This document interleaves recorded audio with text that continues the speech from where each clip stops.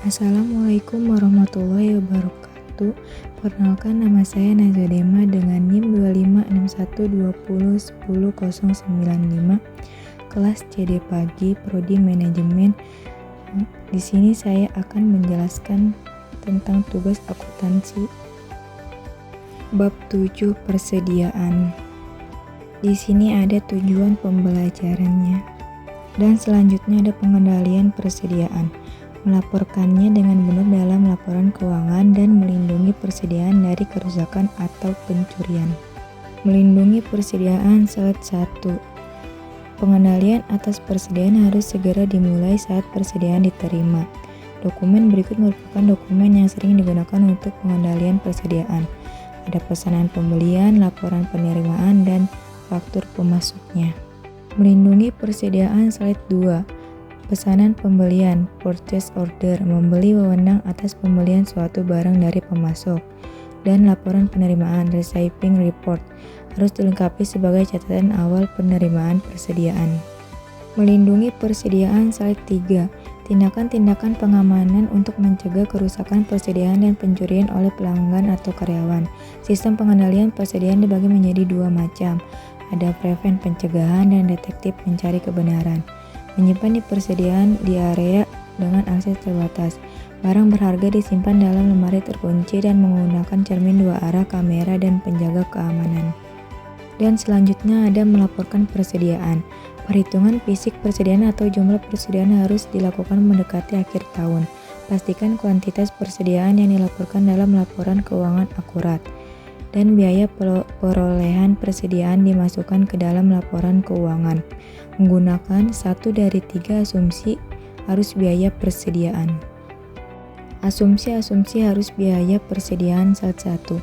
Masalah akuntansi muncul saat barang yang identik diperoleh dengan biaya berbeda pada periode tertentu, dan saat suatu barang dijual, perlu dilakukan penentuan biaya per unit dengan menggunakan asumsi arus biaya dan metode biaya persediaan terkait.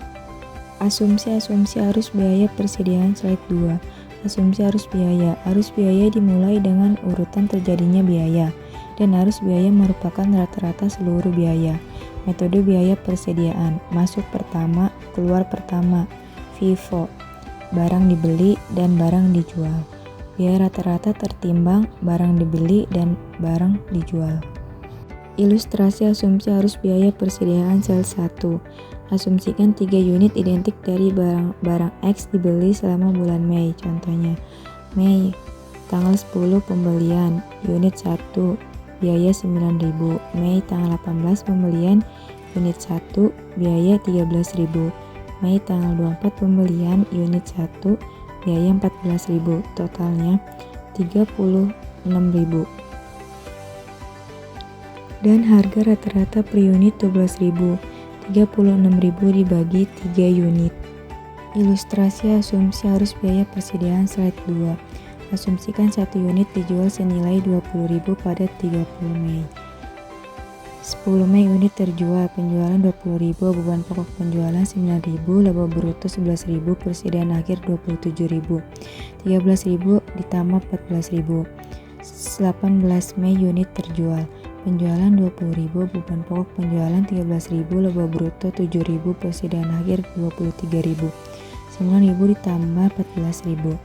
24 Mei unit terjual, penjualan 20.000, beban pokok penjualan 14.000, laba bruto 6.000, persediaan akhir 22.000. 9.000 ditambah 13.000.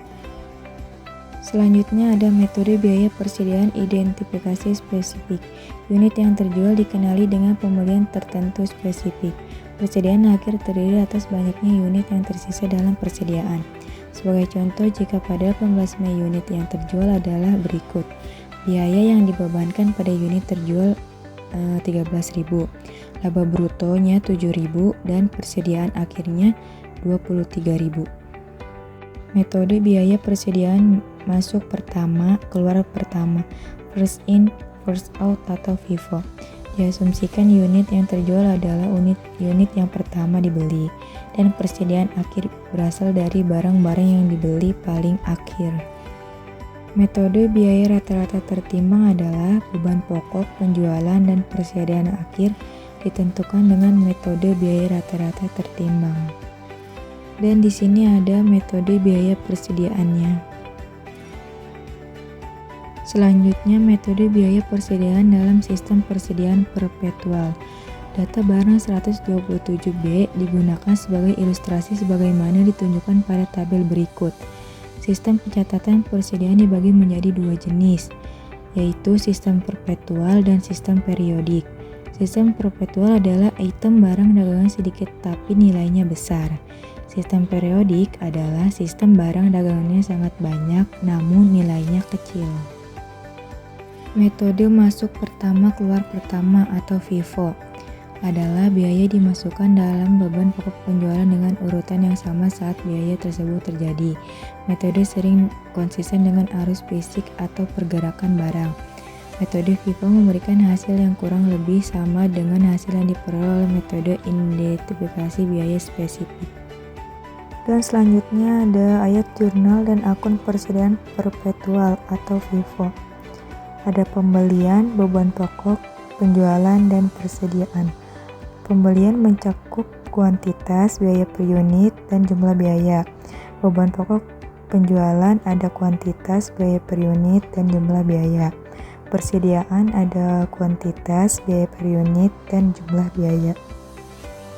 Metode biaya rata-rata tertimbang adalah dalam sistem persediaan perpetual biaya unit rata-rata tertimbang. Dihitung setiap ada pembelian yang dilakukan. Biaya unit ini digunakan untuk menentukan beban pokok penjualan sampai pembelian berikutnya dilakukan dan nilai rata-rata baru dihitung. Dan teknik ini disebut rata-rata bergerak. Ayat jurnal dan akun persediaan perpetual rata-rata tertimbang. Ada pembelian, beban pokok penjualan, dan persediaan. Pembelian mencakup kuantitas, biaya per unit, dan jumlah biaya. Beban pokok penjualan mencakup kuantitas, biaya per unit, dan jumlah biaya. Persediaan mencakup kuantitas, biaya per unit, dan jumlah biaya. Metode biaya persediaan dalam sistem persediaan periodik adalah hanya mendapatkan yang dicatat setiap kali terjadi penjualan. Tidak ada ayat jurnal yang dibuat pada saat penjualan untuk mencatat beban pokok penjualan. Dan penghitungan fisik persediaan dilakukan untuk menghitung biaya persediaan dan beban pokok penjualan. Metode masuk pertama keluar pertama atau FIFO slide 1. Kita akan menggunakan data yang sama dengan barang 127B dalam contoh persediaan perpetual. Persediaan awal dan pembelian barang 127B pada bulan Januari adalah sebagai berikut. Januari tanggal 1 persediaan, Januari tanggal 10 pembelian, Januari tanggal 30 pembelian. Tersedia untuk dijual selama bulan berjalan 2.100 unit. Totalnya adalah 45.180.000. Metode masuk pertama keluar pertama atau FIFO slide 2. Perhitungan fisik pada tanggal 31 Januari menunjukkan terdapat sisa persediaan sebanyak 800 unit. Biaya 800 unit dalam persediaan akhir pada tanggal 31 Januari dihitung sebagai berikut. Biaya paling akhir pembelian tanggal 30 Januari 600 unit. Biaya 23.300 per unit, 13.980.000. Biaya akhir selanjutnya pembelian tanggal 10 Januari 200 unit. Biaya 22.400 per unit, 4.480.000. Persediaan 31 Januari 800 unit. Totalnya 18.640.000. Metode masuk pertama keluar pertama atau FIFO slide 3.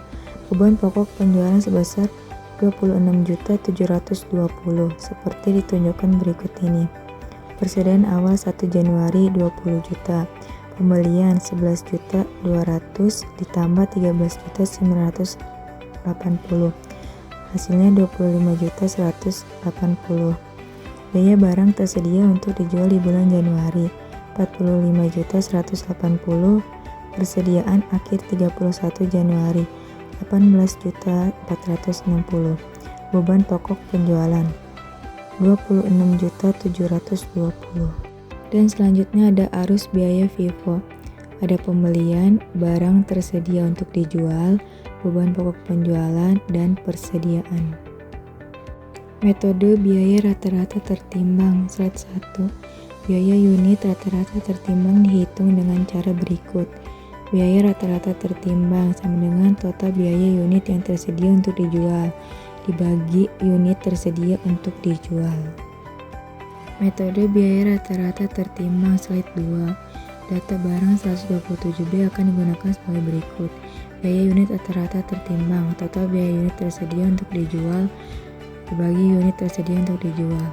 45.180 dibagi 2.100 unit sama dengan 21.510 per unit dibulatkan. Biaya pada persediaan akhir 31 Januari adalah sebagai berikut. Persediaan awal 1 Januari 20 juta, pembelian 11 juta 200 ditambah 13 juta 980, 25 juta 180 biaya barang tersedia untuk dijual di bulan Januari, 45 juta 180 persediaan akhir 31 Januari, 17 juta 208 beban pokok penjualannya 27.972. Dan selanjutnya Anda membandingkan metode biaya persediaan. Slide 1. FIFO dan persediaan rata-rata tertimbang biasanya akan menghasilkan jumlah yang berbeda untuk beban pokok penjualan, laba bruto, laba neto, dan persediaan akhir. Membandingkan metode biaya persediaan. Slide 2. Menggunakan sistem persediaan perpetual, laporan laba rugi parsial, ada FIFO dan biaya rata-rata tertimbang. Ada penjualan, beban pokok penjualan, laba bruto, dan persediaan 31 Januari. Pengaruh dari perubahan biaya atau harga dan metode biaya FIFO dan rata-rata tertimbang atau WA. Peningkatan biaya, jumlah tertinggi dan jumlah terendah. Penurunan biaya, ada jumlah tertinggi dan jumlah terendah. Beban pokok penjualan, laba bruto, laba neto, dan persediaan akhir barang. Melaporkan persediaan dalam laporan keuangan. Biaya merupakan dasar utama dalam penilaian persediaan dalam laporan keuangan. Persediaan dinilai berdasarkan pertimbangan lain selain biaya dalam kasus berikut. 1. Biaya pengantin barang dalam persediaan berada di bawah biaya yang dicatat. 2. Persediaan tidak dapat dijual pada harga penjualan normal yang disebabkan oleh kondisi barang yang cacat, perubahan mode, rusak, usang, dan atau sebab lainnya. Penilaian pada nilai yang lebih rendah antara biaya atau pasar. Slide 1. Jika biaya penggantian barang dalam persediaan lebih rendah daripada biaya perolehan, metode nilai pasar atau biaya perolehan yang lebih rendah, Lower of Cost of Market (LCM) digunakan untuk menilai persediaan. Nilai pasar yang dimaksud adalah nilai realisasi neto, net realizable value dari persediaan tersebut. Nilai realisasi neto ditentukan sebagai berikut. Nilai realisasi neto, perkiraan harga jual dikurang biaya langsung atas pelepasan. Biaya langsung atas pelepasan mencakup beban penjualan seperti iklan khusus atau komisi penjualan. Penilaian pada nilai yang lebih rendah antara biaya atau pasar. Slide 2. Asumsikan data berikut tentang persediaan yang rusak. Biaya awal 1 juta, perkiraan harga jual 800, perkiraan beban penjualan 150. Dalam penerapan LCM, nilai pasar dari persediaan adalah 650, dihitung sebagai berikut. Nilai pasar, nilai realisasi neto, 800 dikurang 150, hasilnya 650. Jadi persediaan akan dinilai sebesar 650 yang mana lebih rendah dari biaya perolehannya sebesar 1 juta dan nilai pasarnya adalah 650. Penilaian pada nilai yang lebih rendah antara biaya atau pasar. Slide 3. Metode LCM dapat diterapkan dengan salah satu dari 3 cara. Ada biaya, harga pasar, dan penurunan. Apapun dapat ditentukan untuk hal-hal berikut. Ada setiap barang dalam persediaan, kelas atau kategori utama dalam persediaan, dan persediaan secara keseluruhan. Contohnya barang A 100 unit memiliki HP harga 5 juta, harga pengganti 4 juta, taksiran harga jual A 6 juta, biaya penjualan 500.000, margin laba yang diperkirakan diperkirakan 100%. Berapa nilai persediaan yang harusnya disajikan di LPK? Jawabannya batas waktu harga jual dikurang BP 5.500.000. Batas bawah BA dikurang ML 5.500.000 dikurang 600, hasilnya 4.900.000. Harga pasar 4.900.000. ICM 4.900.000, selisihnya 100.000. Penyelesaian kerugian atas penilaian persediaan. Selanjutnya ada persediaan di laporan posisi keuangan. Slide 1. Persediaan biasanya disajikan di bagian aset lancar dalam laporan posisi keuangan. Hal-hal berikut juga dilaporkan, yaitu ada metode untuk menghitung biaya persediaan, FIFO atau biaya rata-rata tertimbang, metode penilaian persediaan, biaya atau nilai pasar atau biaya yang lebih rendah. Persediaan di laporan posisi keuangan. Slide 2. Contohnya ada kedai kopi, laporan posisi keuangan 31 Desember 2016. Di dalamnya ada aset lancar, kas dan setara kas, investasi perdagangan, biaya real, ditambah penyisian penilaian untuk investasi perdagangan, piutang usaha, dikurangi penyisian piutang usaha, persediaan nilai yang lebih rendah antara biaya, dan metode FIFO atau nilai pasarnya. Pengaruh kesalahan persediaan terhadap laporan laba rugi periode berjalan. Pengaruh laporan laba rugi. Ada kesalahan pada persediaan, dalamnya ada persediaan awal, kurang catat dan lebih catat, persediaan akhir, kurang catat dan lebih catat. Beban pokok penjualan, ada persediaan awal, kurang catat, lebih catat, persediaan akhir, kurang catat dan lebih catat. Laba bruto, persediaan awal ada lebih catat dan kurang catat, persediaan akhirnya ada kurang catat dan lebih catat. Laba neto, persediaan awal ada lebih catat dan kurang catat, persediaan akhirnya ada kurang catat dan lebih catat. Pengaruh kesalahan persediaan untuk laporan laba rugi selama 2 tahun.